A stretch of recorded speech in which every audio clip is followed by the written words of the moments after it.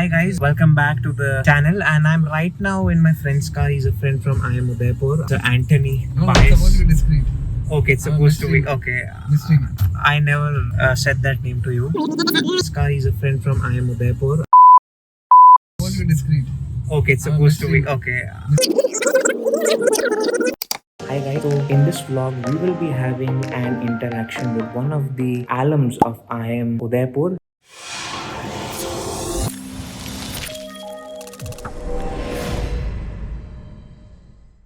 He's one of my friends. I will be out with him to speak about the new IIMs and if you should join a new IIM or not. So I hope that you'll be excited about this interaction, and if you are an MBA aspirant who wants to know that whether you should go for a new IIM and what is the thought process an old alum from a new IIM has, then this is the vlog which you need to watch.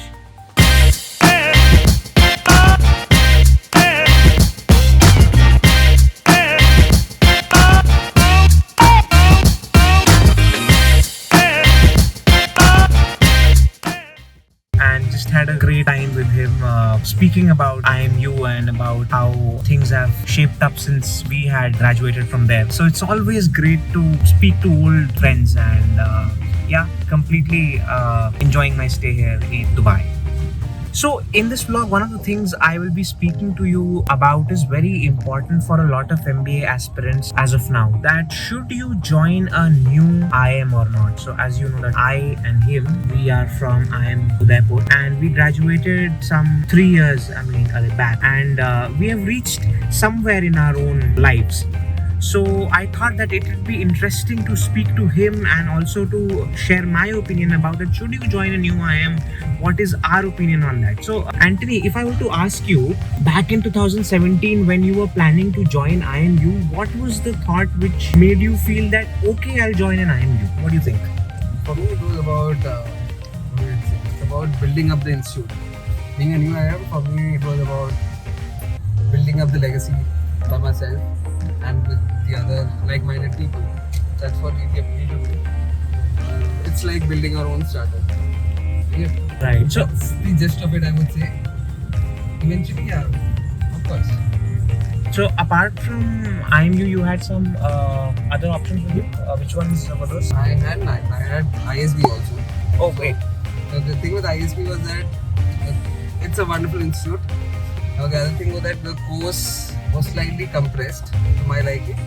I wanted a proper full-fledged 2-year course where I could actually enjoy the course, learn, spend more time with others. Are you saying that you chose IIMU over ISB Hyderabad? Is that what you're saying? Yes, of course. Oh, lovely. So one thing was because my thumbnail. From a financial point of view also, I probably had to spend 3-4x more if I had to go to ISB. Now I know probably the initial placement, this thing what I get, what I would have got, probably would there be a slight variation in that. But I'm guessing eventually I'll make up for it pretty quick as compared to spending, right? So it was just a call I took, and I think I'm pretty happy with that in hindsight. Yeah, same as with me, because my story was not like this. In my story, it eventually happened that I had no other options. In fact, I did. The options which I had were all IIMU, Raipur, IIM, other, like smaller IIMs. So among those, I chose IIMU. I spoke to a lot of my seniors who were already out there in the industry, and they said that IIMU, it seems to be the place which will have a good high, growth. And that has got to do a lot with the kind of the management which we had. And I think that we were having this chat half an hour back where you were also saying the same thing about our growth trajectory, and I think the same thing applies to a lot of other new B schools as well. IIMs, I mean to say. So that's true. So okay, since IIMU, how is the acceptance of IIMU out there in the industry? So IIMU is India's IIM brand. So from a global point of view, being an IIM has its own perk. It's a global brand in itself, and I think with each of our students passing out, they're all doing a wonderful job. It's just growing day by day. So, just for the sake of this completeness, where exactly you? I'm a mystery man. I'm not disclosing any. It would really help if you could give them about your domain, industry, or seniority in that. If you could please help us with that. Please. I like to remain a mystery man. No, you must tell that you work in an e-commerce brand. Oh, you said it yourself. E-commerce brand, and you are a senior manager over there. You must say all of these things. I said it on your behalf. That's okay. So that's interesting, Anthony. Hey. So how is your journey been? See, my journey, as I was saying to you also, so people think that, when you are doing something of your own, when you're creating something of your own, and when you're enjoying around the world, then you are thriving.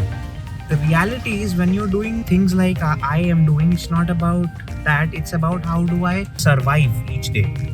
So when you're doing a freelancing, when you're doing a startup of your own, it's about how do you survive each day, and how do you still stay at it, keep at it, and so that you can eventually see a day when it would grow and it would just boom. Though, very frankly, I get a lot of anxiety from these youngsters, 21-year-olds and all of those guys who are doing much faster than I do. But then, yeah, they are, as you said, that they are Gen Z, we are millennials. I'm a person who absolutely hates crowds. It's called demophobia, but I think I like free and open space without it. So that's one of the reasons I chose IIM also, because it's open, vast area where you can absolutely go enjoy your walks. And I think as a personality, I get the best of my ideas during my long walks and the runs. Yeah, I mean, one of the interesting things about these newer IIMs is also that they have brand new, like campuses and all, which are huge, which are modern and all of those things, and you have a lot of area which has been assigned to them, so you can enjoy all of those things as well. But even apart from that, if I were to speak to you in terms of the academics, what is your opinion on the academics which we had at IIM Udaipur? So one other reason was the academic rigor. This is what I always had with. So I come from a non-quant intensive course from my graduation. So for me, this was one way to get used to the grind of quants and other theoretically intensive subjects, which I wasn't used to anyway.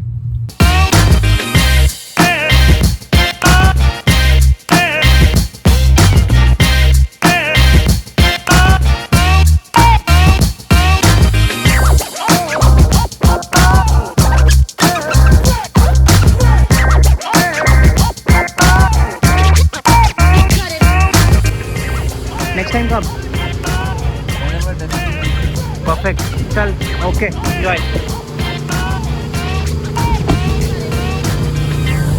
So guys, that was a very short interaction which I had with Anthony, and a few things which he said to me apart from this interaction we had in front of you was basically there are three things which you need to see when you are evaluating a new IIM for yourself.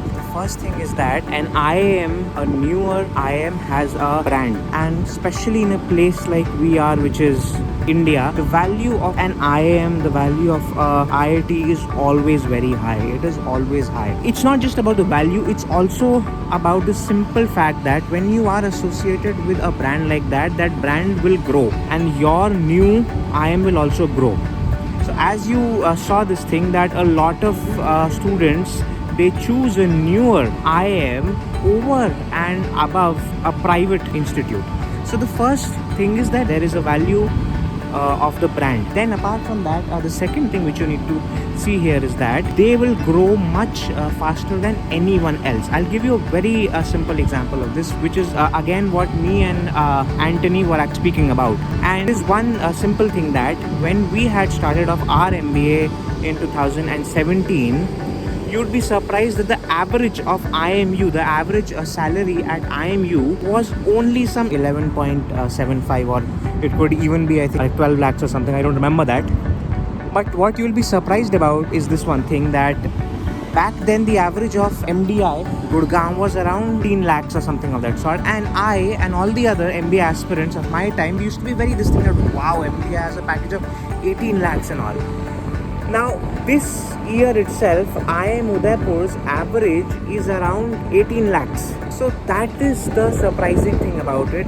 That is the thing which you need to see, that how quickly has it gone up from an 11 lakhs to an 18 lakhs, and it would keep on increasing because of the simple fact that there is a brand associated with it, and also because of the simple reason that you have a good academic and a good management team over there, which is obviously borrowed from the various other schools, which is exactly what my third point is, that at the new IIMs, all the faculty, all the management is actually borrowed from the old IIMs only. And yes, we do have our own faculty as well. However, a lot of it has been borrowed from the old IIMs. So hence, what you will actually observe is that you might be studying from was actually a prof at one of the old IIMs.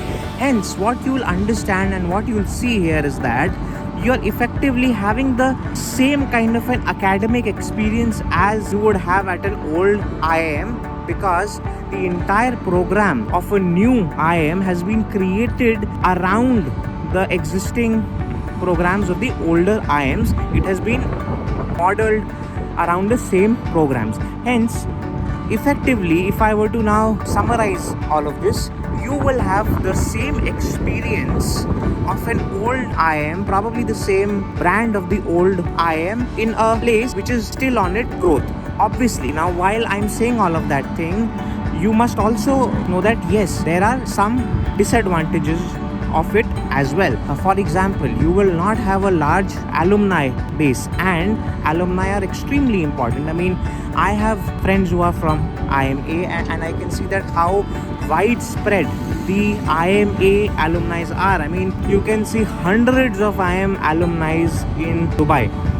So yes, that is a thing which is there. However, which is exactly what Anthony spoke about, that if you are somebody who wants to build something from scratch, then what amazing it can be that if you can build the legacy of an IIM through the things which you do. I mean, you could be that alumni who would then eventually help the students of your B school. So hence, you should see it like that, that probably you are being the ones who will build the legacy of that B school.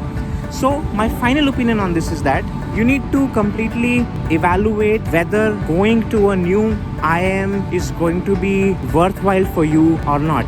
I mean, for example, if you are somebody who is already employed at a place where your salary is as high as a salary of a new IIM, then obviously it makes absolutely no sense for you to go to a new IIM for sure. If suppose you are already at, say for example, a 16 LPA, then obviously you would say that, hey, why should I study at a place for these 2 years where eventually after that I will have a salary of the same range, obviously. However, if you are somebody who feels that okay, you need a good MBA experience for it to increase your salary, and if your salary is not at that range, or if suppose if you are a fresher and you feel that having an MBA as of right now is going to have a huge impact on you, then surely a new IIM is going to help you, and you can join a new IIM as well. Guys, that was the end of the day. I know that after this you would want to know that okay, out of all the new IIMs, which is the one should you go for, and for that probably I'll create a separate video for that, so that even within the new IIMs you can choose that which are the ones which you should go for. But for right now, that was it. I hope you liked the entire interaction, and I'll see you in the next vlog. Thanks a lot. Goodbye.